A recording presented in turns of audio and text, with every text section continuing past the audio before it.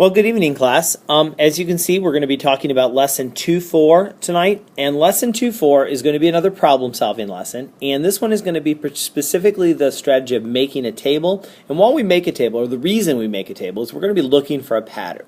Okay, and so again, there's not a ton I can explain on this. What I'm going to do is walk you through an example, and we'll take a good look at kind of how this works. Okay, so let's take an example out of your book, and let's suppose we had tables, okay? And let's say that our tables are rectangular, and we can comfortably seat 3 people along the sides, and we can put 2 people at the end of each table, okay?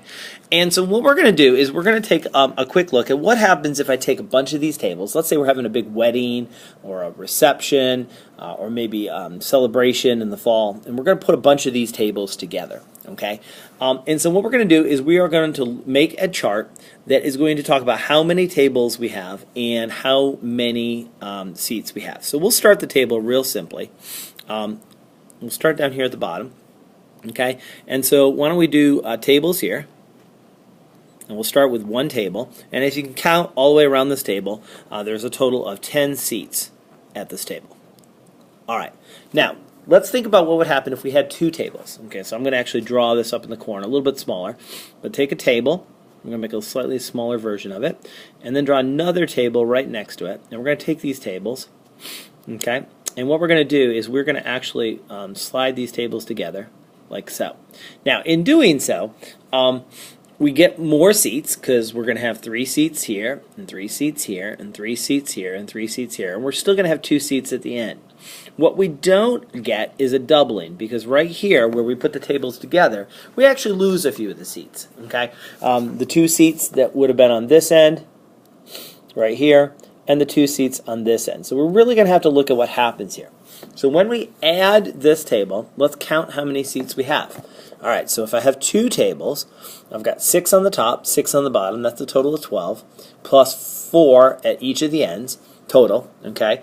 And so we're going to get a total of 12 and 4 is 16 seats. And we can continue adding tables, although we can, and so let me just go ahead. If we do a 3rd table, we'll end up with 22 seats. If we do a 4th table, there is going to be 28 seats, and I'll do one more. If we do 5 tables, there will be a total of 34 seats. Okay, and what's really happening here, when I add seats, if I think about this a little bit differently, the 2's on the end don't change. Okay, so adding a table doesn't affect these 2. There will always be 2 on the left and 2 on the right, no matter how many tables I stack together. What basically is changing is for each table I add, I end up adding the 3 on either side. So I'm basically adding 6 seats every time I stack in a table.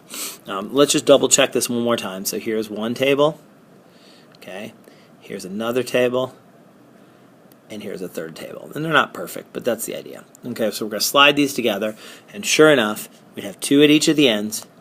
We have 3, 3, and 3 across the top, and 3, 3, and 3 at the bottom.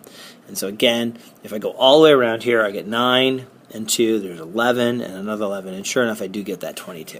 Okay, so that's what's happening. Now, once I get this pattern, the whole point of this is to do this table. Now look, what happens? If I didn't have anything about tables or anything about seats, if I just said find the next number in this pattern, and you looked at this, this is like those ones that we did the other day.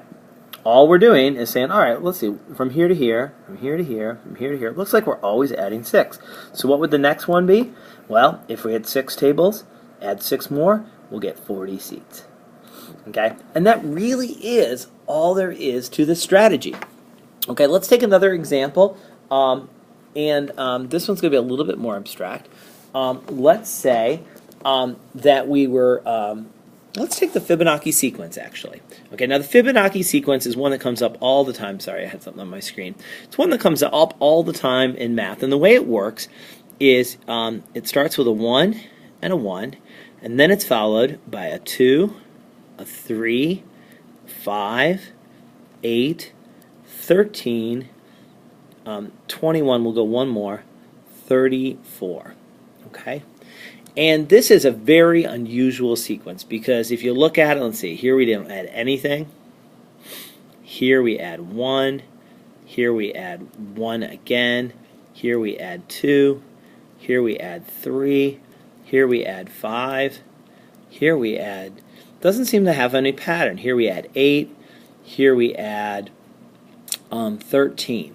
And if you look at these numbers, well, let's see, 0, then 1 again, and then 2. And if you look at this, it doesn't really seem to have any pattern. But if you draw it out like this, I want you to take a look, especially at this part right here. All right, now look back at this part right here. What's actually happening is the amount that we're adding actually follows the sequence. And that is exactly the rule. In the Fibonacci sequence, you start with term 1 is equal to 1.